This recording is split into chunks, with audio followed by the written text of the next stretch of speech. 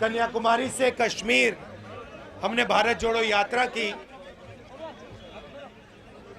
देश के लोगों को जोड़ने के लिए, सब धर्मों को, भाषाओं को, प्रदेशों को, जातों को एक साथ करने के लिए हमने भारत जोड़ो यात्रा की और बहुत सक्सेसफुल यात्रा रही। तो लोगों ने कहा कि कन्याकुमारी से कश्मीर, भैया इसको खींचिए मत प्लीज, कन्याकुमारी से कश्मीर यात्रा कर ली, मगर ईस्ट से वेस्ट भी यात्रा होनी चाहिए। इसीलिए हमने मणिपुर से महाराष्ट्र तक अब दूसरी भारत जोड़ो न्याय यात्रा शुरू की है। आप जानते हैं, यहाँ हमारे आदिवासी भाई हैं, बाकी लोग हैं, आप जानते हैं कि आपके खिलाफ अन्याय हो रहा है, आपकी जमीन छीनी जा रही है, आपका जो इतिहास है उसको मिटाया जा रहा है और आरएसएस और बीजेपी की विचारधारा जो आपका है, चाहे वो जल हो, जंगल हो, जमीन हो, वो किसी ना किसी बहाना बनाकर आपके हाथ से खींचने की कोशिश कर रहे हैं। ये सच्चाई है, पूरे देश में सच्चाई है। हम आपको आदिवासी कहते हैं, वो आपको वनवासी कहते हैं। आदिवासी और वनवासी में आप फर्क जानते हो?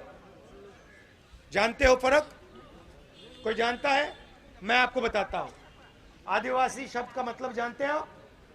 आदिवासी मतलब जो सबसे पहले नागरिक था। आदिवासी मतलब वो व्यक्ति जो इस धरती पे सबसे पहले आया था, वो आप लोग हो। वनवासी का मतलब वो व्यक्ति जो जंगल में रहता है। बीजेपी चाहती है कि आप जंगल में रहो, आपके बच्चे कॉलेज यूनिवर्सिटी में ना जाएं, अंग्रेजी ना पढ़ें, बिजनेस ना चलाएं। हम चाहते हैं कि जो आपका है वो आपको वापस लौटाया जाए। आपकी जमीन है, आपका जल है, आपका जंगल है, वो आपके हाथों में फिर से वापस दिया जाए।